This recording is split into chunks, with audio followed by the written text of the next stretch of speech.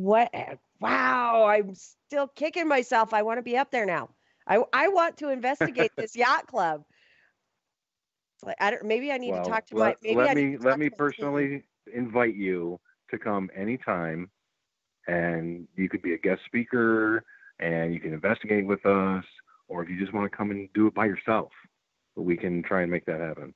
That would be awesome. I will definitely take you up on that. Uh, maybe I'll get my team together. I'll send out a blast email going, "Who wants to go to Toledo?" And they're all going to go now because it's cold up there. Right now it is. Yeah.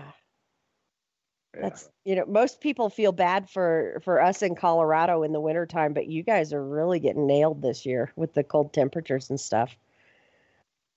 Oh, I know. The warmest place in the country was like the Keys of Florida. It was like 68 degrees.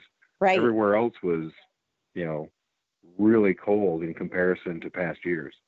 Yeah. Yeah. Up here That's okay. in It'll be almost 50 on Monday, so yeah. Yeah. it'll be like a 50-degree swing in 4 days. Mother Nature's a little bipolar right now. Oh yeah, she's off her meds for sure. Yeah. Yeah, just a little bit. But here in Colorado it's actually been somewhat mild. We've had a little more snow this winter than we have in past winters. But as far as the, really frigid sub-zero temperatures, we haven't had that yet, knock on wood. Right. But isn't it true in Colorado you can almost like ski all year round if you go high enough? In some places, yes. There are some places that do get snow in July. And, there are places where you can certainly cross country ski. As far as downhill, no, that's pretty much, November through late April, as far as Okay. downhill skiing. Um, but cross country, there are places where you can cross country year round if you're willing to go up that high. You got to go up past timberline though to get to those areas, and the air is just so thin up there. That's why they call it timberline, because the air is so thin, even the plants won't grow. And but some people do it. They'll go up there with their cross country skis, and you know they'll do a little trek up there above timberline. But More power to them. yeah, Now, we yeah. went to the Stanley Hotel out in Estes, Mhm. Colorado, a Mhm. few years back, and that is so beautiful out there. It's gorgeous. It's almost enough to make us want to move there. It's just so beautiful. Do you ever get tired of the beauty? It's just, I see that every day. No, never. Me personally, no. I love my mountains. When I was in the service, you know, I I was I was how do I phrase this? Fortunate enough to spend 4 years in Texas um, while I was in the service, and then after I got out of the service. And I say fortunate sarcastically. And it was so flat and so hot and so desolate. As at first opportunity I had, I came home to my mountains. It was, and I don't take them for granted. Yeah, it's so different because, like, I spent a lot of time out in New Mexico Hmm. and, Albuquerque, Santa Fe, a couple Yeah. other smaller towns. Hmm. And, you know, it's nicer in the higher elevations, Hmm. but it's just so flat and brown, you know. Yeah. So when you go to some place like Colorado, it's like, wow, everything's green and lush, and look at the rivers and look at the mountains. It's just such a big, huge difference. Yeah. And we do have, the mighty Colorado, which is famous, for carving the Grand Canyon and everything.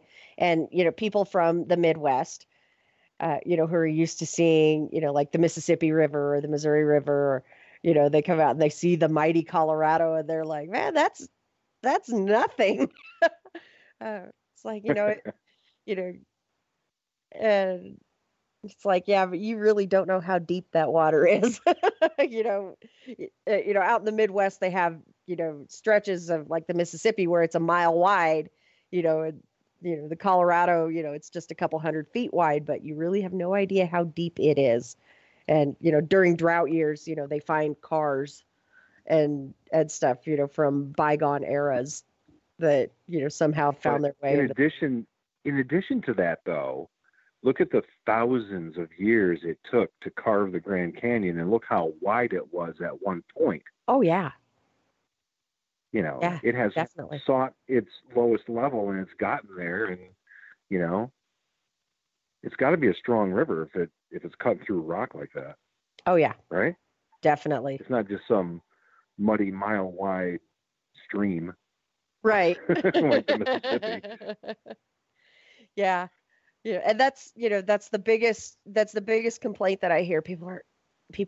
They come to Colorado and they're like, "Oh, I love the mountains, but the river was really disappointing." Like, you're not a fisherman, are you? Everybody. It's like, you're not a fisherman then. If you were a fisherman, that river would not be disappointing. So, but it is time for our next break. But when we come back, we'll have our closing remarks with Chad. So stay tuned, folks. You're listening to Periscope Uncensored on WBHM Digital Broadcasting, and we'll be right back. You are listening to WBHM Digital Broadcasting. The best in paranormal talk radio.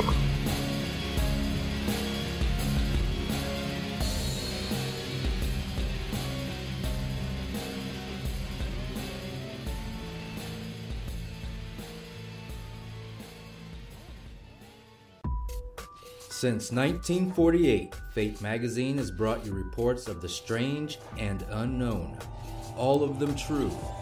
Fate Radio is carrying on that tradition, bringing you the unusual, macabre, strange, and bizarre. Join host Kat Hobson Sunday nights from 8 to 10 p.m. Eastern on WBHM Digital Broadcasting.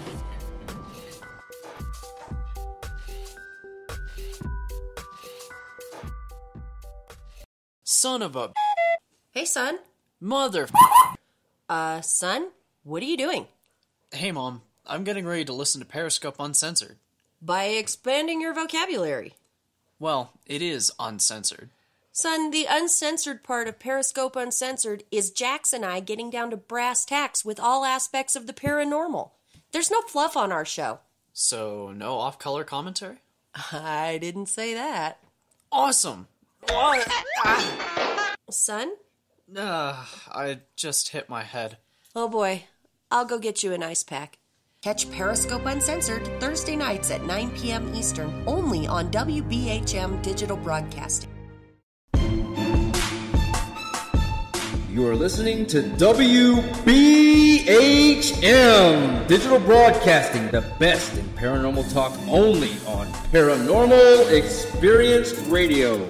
Broadcasting live out of Birmingham, Alabama. Thank you for listening to WBHM Digital Broadcasting out of Birmingham, Alabama. The time is 23 minutes after the hour. 23 minutes past the hour here on Periscope Uncensored on WBHM Digital Broadcasting out of Alabama. I'm your host, Clarissa Vasquez, and we are in our last segment with our fabulous guest, Mr. Chad Dye from MidWest Parafest and Erie Shores Paranormal. And Chad, we kind of got off topic a little bit. We kind of stopped talking about, ghosts and the event and everything, started talking about mountains and rivers and stuff. But, that's the beauty of live radio. Anything goes as long as we're not dropping F-bombs on the air. It's all fun. It's all good. Yeah. So, and you were gracious enough to extend an invitation, to me, to come up there, to the yacht club and investigate or, be a guest speaker. I'm going to, do the same and extend an invitation to you guys to come out here and investigate with us, because there's a lot more to Colorado than just the Stanley Hotel in Estes Park. We've got a lot of great things. Manitou Springs, Colorado is probably one of the most haunted towns I have ever been to. In my book, it ranks right up there with Gettysburg, Pennsylvania, as far as haunted locations. We've got the Hotel Colorado in Glenwood Springs, which also has Rose Hill Cemetery, where gunslingers Doc Holliday and Kid Curry are buried. And I personally don't believe Doc Holliday is there, but I do have two separate EVPs that I believe to be Kid Curry. So, you and your team, you guys are more than welcome to come out here and investigate with us and see the mighty Colorado. In all of its deep, Yes. not so wide glory. Yes. Well, I appreciate that. Yeah, for sure. So getting back to MidWest Parafest, when is the event taking place this year? Last year we did it in April, and weather-wise it was kind of dicey. It was the end of spring break, so flights were expensive. Mm-hmm. So we decided to move it. And some people might think this is bad, but it's the weekend of Mother's Day. It's going to be May 11th. Okay. But it's on Saturday. It's not on Sunday. You could bring your mom to celebrate Mother's Day and see the convention and have the VIP dinner, or you can just come to the convention and VIP dinner and then go visit with Mom on Sunday. Right. But yeah, that's it's cool. May 11th. Well, I'm sorry, what? I said that's cool. Bring your mom out to chase some ghosts. Why not? Or hear about Bigfoot, or right. Talk about Ouija boards with Robert Murch, or talk about Jack the Ripper and H.H. Holmes with Jeff Mudgett. Yes. Yes, that is so cool. And again, general admission tickets are $45.